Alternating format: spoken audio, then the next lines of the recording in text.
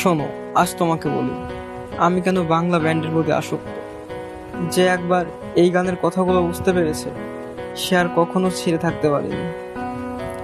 আমি খোলা আকাশের নিচে দাঁড়িয়ে যখন ওপরে তাকাই তখন উড়ে যাওয়া পাখির চোখে তোমাকে দেখতে পাই। আমি জানি তোমার একটা প্রিয় ডায়েরি আছে, কিন্তু ডায়েরির কত নম্বর পৃষ্ঠায় আমার নাম লেখা সেটা আমার অজানা। তবে হঠাৎ করে তোমার প্রতি আমি আসক্ত হয়ে গেলাম, যেমন আসক্ত ছিলাম আমি মাদকের প্রতি। আমি মূলত নেশা করি তোমাকে মনে রাখার জন্য, কারণ নেশা কেটে গেলে তুমিও কেটে যাবে। আর এটা প্রকাশ করার পরই বুঝতে পারলাম আমার দিকে তাকিয়ে সে আমাকে না অন্য কাউকে ভালোবাসতো। আমার বৃষ্টি পছন্দ, তবে এই বৃষ্টি ভেজা রাতে তুমি নেই বলে সময় আমার কাটে না। চাঁদ আর আলো দেয় না, পাখিরা আর গান গায় না, তারারা পথ দেখায় না, তুমিও আর কাছে আসো না। কিন্তু আমি যদি 25 বছর বাঁচতাম তবে তোমার কাছে আসতাম না। হ্যাঁ, তোমায় ভালোবাসতাম না।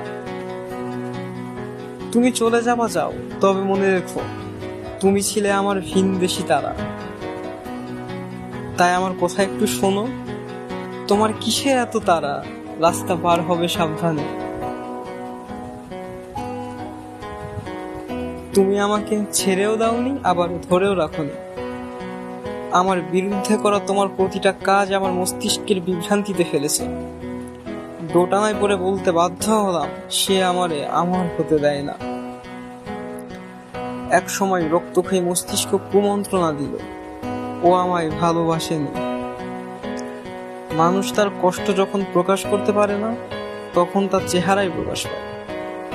এজন্য আমি আয়না দেখতাম না, যদি সুন্দর হয়ে যাই। এমনই কোনো একদিন আয়নার সামনে দাঁড়িয়ে নিজের দিকে করুণ দৃষ্টিতে তাকিয়ে বললাম, এইবার হয়েছে, আর না, আমি বদলে যাব আজকের পর থেকে। আর এমন চেনা চিনবে লোকে, তাকানো যাবে না চোখে। কিন্তু নষ্ট মন আর রক্তক্ষয়ী মস্তিষ্ক বলে কি আর হবে এইভাবে বেঁচে থেকে। এরপর চোখ দিয়ে এক রক্তিম বন্যা বইতে শুরু করলো।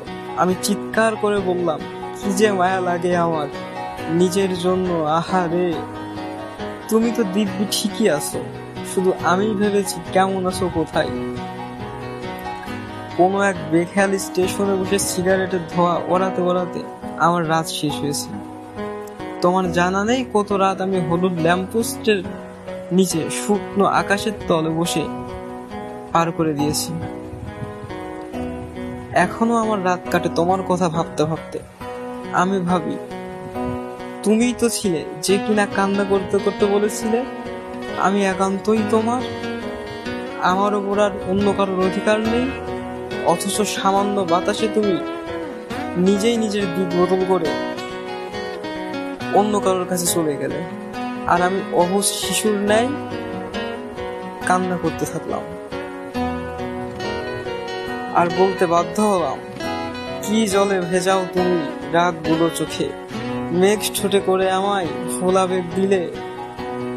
তোমার প্রতি ছিল আমার অবাক ভালোবাসা, কিন্তু তোমার ভালোবাসা ছিল নিরুদ্দেশ।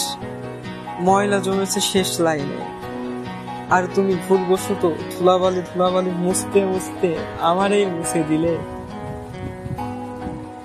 আগে দেহ মারা যেত, আত্মারা ঘুরে বেড়াতো, এখন আত্মা মারা যায়, দেহ ঘুরে বেড়াই। তাই তো জগৎ সংসারে সবাইকে জানিয়ে দিলাম, আমার দেহ খান নিও না শ্মশান, এমনিতেই পুড়ে গেছি। খুব আফসোস হয় নিজের জীবন নিয়ে। ইস, কতই না ভালো হতো, আহা পারতাম, যদি পারতাম আঙুলগুলো ছুঁয়ে থাকতাম। আহারে জীবন, আহা জীবন, জলে ভাসা পদ্ম যেমন।